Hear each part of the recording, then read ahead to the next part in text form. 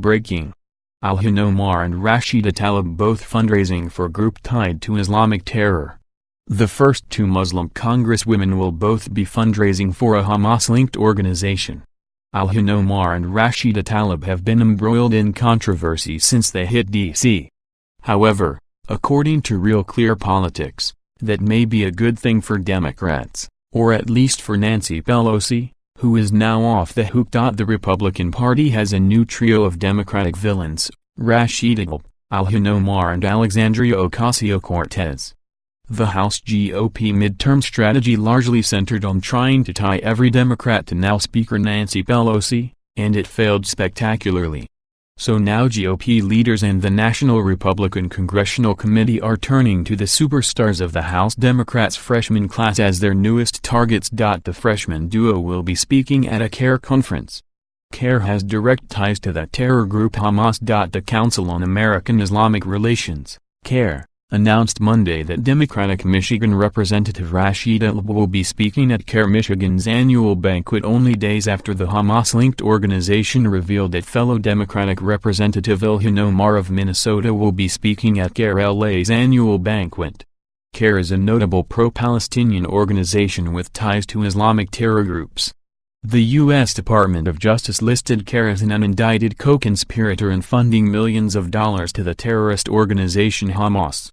Additionally, the United Arab Emirates, UAE, named CARE a terrorist organization along with Al-Qaeda and the Islamic State in 2014. Talib will be the guest speaker at CARE Michigan's 19th annual faith-led, justice-driven banquet on March 17, according to the organization's invitation.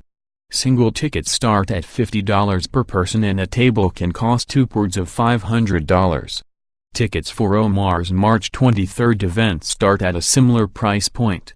Omar and Talib became America's first Muslim congresswomen when sworn into office in January.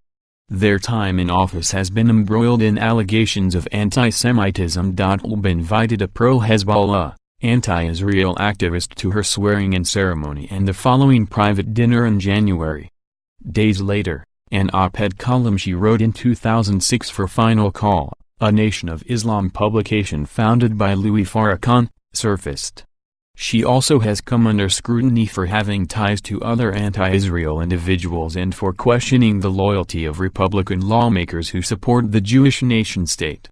Omar has defended anti-Israeli statements, such as ones invoking Allah to expose Israel's evil doings, and she is on record implying Israel is not a democracy.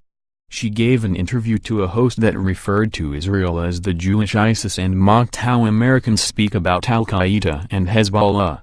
Both congresswomen waited until after they won their congressional elections to reveal their support for the Boycott, Divestment and Sanctions (BDS) movement, which seeks to punish Israel by economically depriving the country for its alleged mistreatment of Palestinians living in the Gaza Strip and West Bank. The Anti-Defamation League describes the movement as the most prominent effort to undermine Israel's existence. BDS has been metastasizing through college campuses, initially promulgated by Students for Justice in Palestine, SJP, the movement's most visible arm. SJP has been linked to the Islamic terror group Hamas, according to the Washington Free Beacon.